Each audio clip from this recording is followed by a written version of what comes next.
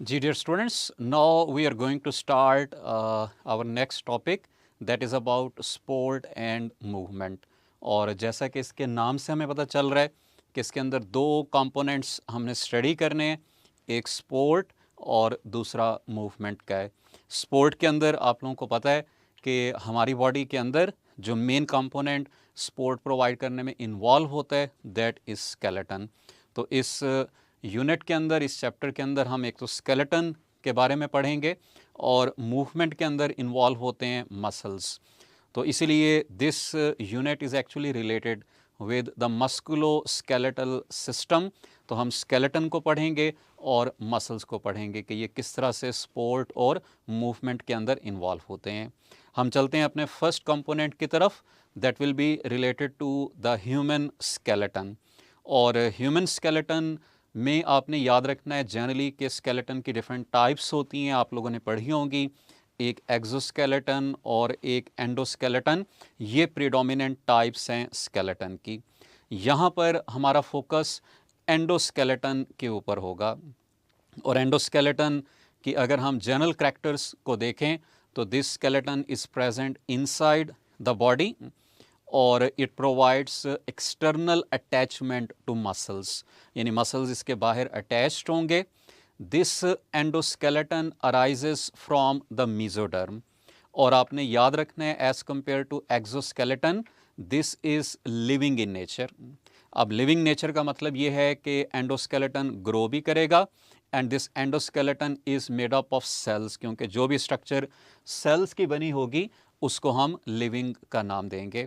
तो हमारा फोकस इस ह्यूमन स्केलेटन में एंडोस्केलेटन के ऊपर होगा और इस एंडोस्केलेटन की दो बेसिक फॉर्म्स आपने याद रखनी है। वो कौन कौन सी हैं? One is the bone and other is the cartilage. तो एंडोस्केलेटन में हम फोकस करेंगे इन दो एग्जाम्पल्स के ऊपर, दो टाइप्स के ऊपर, यानी बोन और कार्टिलेज की डिटेल्स को हम देखेंगे, इनको कंपेयर करेंगे कि इनमें क्या डिफरेंसेस मौजूद होते हैं। आपने एक चीज़ याद रखनी है कि both bone and cartilage are made up of connective tissue. So ये कनेक्टिव टिश्यू की बनी होंगी। सबसे पहला डिफरेंस जो आपने यहाँ पर याद रखना है वो इसी से रिलेटेड होगा कि यहाँ पे कनेक्टिव टिश्यू की कौन सी फॉर्म प्रेजेंट होगी। तो bone is a rigid form of connective tissue while cartilage is comparatively soft form of connective tissue, यानी बोन के मुकाबले में ये कंपैरेटिवली सॉफ्ट होगी। इसकी फर्दर कंपोजिशन की तरफ हम चलते हैं और इस कंपोजिशन के अंदर सबसे पहले हम देखेंगे इसकी मैट्रिक्स की कंपोजिशन, कि इसका जो मैट्रिक्स होगा, जो इसका ग्राउंड सब्सटेंस होगा, वो किसका बना होगा। बोन के केस में आपने याद रखना है कि it contains both inorganic and organic substances, और यहाँ पर ज़्यादा प्रोपोर्शन इनऑर्गेनिक सब्सटेंसेस का होता है। There are 65 to 70% inorganic salts, और इनमें भी जो सबसे कॉमन है these are calcium phosphate and carbonates. और इसलिए आपने ये एक चीज़ याद रखनी है कि जो बोन्स हैं these act as reserve for the calcium and phosphates. These are also involved in mineral homeostasis, यानी अगर ब्लड के अंदर कैल्शियम की डेफिशिएंसी होगी तो बोन से कैल्शियम निकलकर ब्लड में आना शुरू हो जाएगी। इसी तरह अगर फॉस्फेट्स की डेफिशिएंसी होगी तो बोन से फॉस्फेट निकलकर ब्लड में आ जाएंगे और वाइस वर्सा होगा। तो ये इनऑर्गेनिक कंपोनेंट्स हैं, और जो रिमेनिंग 30 to 35% है that is organic in nature. इस ऑर्गेनिक के अंदर मेनली प्रोटीन्स आएंगी, और प्रोटीन्स में भी आपने याद रखना है कि जो सबसे अबंडेंट होगी that will B collagen protein, and collagen protein constitute about 90% of all the proteins in the bone. इसके मुकाबले में अगर हम कार्टिलेज की तरफ जाएं तो इट कंटेन्स ऑर्गेनिक सब्सटेंसेस। यहाँ पे भी प्रोटीन्स होंगी, और प्रोटीन्स में यहाँ पे भी जो अबंडेंस है that will B of collagen protein. तो इसलिए आपने ये याद रखना है कि अगर आपसे क्वेश्चन पूछ लें कि बोन और कार्टिलेज में से मिनरल होम्योस्टेसिस के अंदर कौन इन्वॉल्व होते हैं, तो उसका आंसर होगा बोन, जैसे कि यहाँ पे हमने कैल्शियम और फॉस्फेट्स के रेफरेंस में पढ़ा है। अब फर्दर अगर हम चलें तो कोलेजन प्रोटीन दोनों में प्रेजेंट है, but there is difference in the type of collagen fibres.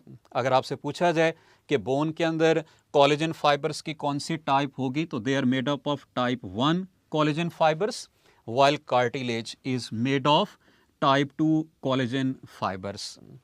उसके बाद नेक्स्ट सेल्स की तरफ हम चलते हैं, which are embedded in this matrix. जैसे कि मैंने कहा था कि हम इस एंडोस्केलेटन को लिविंग इसलिए कहते हैं because it is made up of cells, and bone contains 3 important cell types. इनकी डिटेल्स को हम अभी आगे पढ़ेंगे। One are the osteoblast, second osteocyte और थर्ड ऑस्टियोक्लास्ट है। जबकि कार्टिलेज के अंदर आपने याद रखना है कि there is only 1 cell type which are chondrocyte, जिनको हम मेच्योर कार्टिलेजिनस सेल्स कहते हैं। जबकि osteoblast have ability to divide and form new cells. इसलिए आपने ये आगे याद रखना है कि हम एक करैक्टर पढ़ेंगे कि बोन की रीजनरेशन हो सकती है, बोन का अगर फ्रैक्चर हो तो वो हील अप हो जाएगा, लेकिन अगर कार्टिलेज का कोई डैमेज हो एडल्ट लाइफ या इसके बाद, तो ये रीजनरेट या रिपेयर नहीं हो सकती। उसकी रीज़न क्या है? उसमें से एक रीज़न ये सेल्स हैं कि बोन का अगर फ्रैक्चर होगा तो बोन फॉर्मिंग सेल्स यहाँ पर मौजूद होते हैं जो उस लास्ट पार्ट को रीजनरेट कर देंगे। लेकिन अगर कार्टिलेज का कोई डैमेज होगा तो कार्टिलेज को नए सिरे से बनाने के लिए सेल्स मौजूद नहीं होते, इसलिए cartilage does not show regeneration. एक और करैक्टर जो आपने यहाँ पे याद रखना है इसी रेफरेंस में, वो ब्लड सप्लाई है कि bone has its own blood supply, जिसका मतलब ये है कि बोन्स की अपनी आर्टरीज होंगी जो उसको न्यूट्रिएंट्स और तमाम कंपोनेंट्स प्रोवाइड करेंगी। जबकि cartilage has no blood supply, और इसने अपने जितनी भी रिक्वायरमेंट्स को फुलफ़िल करना है वो डिफ्यूजन के थ्रू करेंगे, यानी they will get nutrients from the surrounding fluid through diffusion. इसीलिए ये एक और रीज़न है कि अगर बोन का फ्रैक्चर होगा तो यहाँ पर हील करने के लिए ये न्यूट्रिएंट्स ब्लड से फ़ौरन मिल जाएंगे, लेकिन कार्टिलेज का अगर डैमेज होगा तो उसको इमीडिएट न्यूट्रिएंट सप्लाई नहीं होगी, और उसकी रीज़न क्या है कि they do not have their blood supply. तो ये एक और डिफरेंस आपने याद रखना है। और इसी से रिलेटेड ये लास्ट हमारे पास पॉइंट आ गया, ग्रोथ और रीजनरेशन से रिलेटेड। जैसा कि मैंने आपको बताया है कि वंस मेच्योर यानी एडल्ट लाइफ में, चाइल्डहुड के अंदर, आफ्टर द बर्थ, अगर बोन का कोई फ्रैक्चर होगा तो वो रिपेयर हो जाएगा, बोन ग्रो करती है, बोन रीजनरेट कर सकती है। लेकिन cartilage once mature it does not grow and it does not regenerate. तो ये हमारे पास इनके मेन कंपैरिजन्स थे। लास्ट में हम अब आ जाते हैं इनके टाइप्स की तरफ। बोन की 2 मेजर फॉर्म्स हैं, spongy bone and compact bone, और इनके नाम से ही आपने याद रखना है कि स्पॉन्जी बोन हम उसको कह रहे हैं which has pores which is porous in nature, और कंपैक्ट बोन में ये पोरस नेचर कम होगी, कंपैक्ट होगी। जो स्पॉन्जी बोन है इसकी ब्लड सप्लाई ज़्यादा होती है as compare to compact bone, और इसी तरह से जो स्पॉन्जी बोन है this is specialised for blood cells production, यानी यहाँ पे बोन मैरो प्रेजेंट होती है।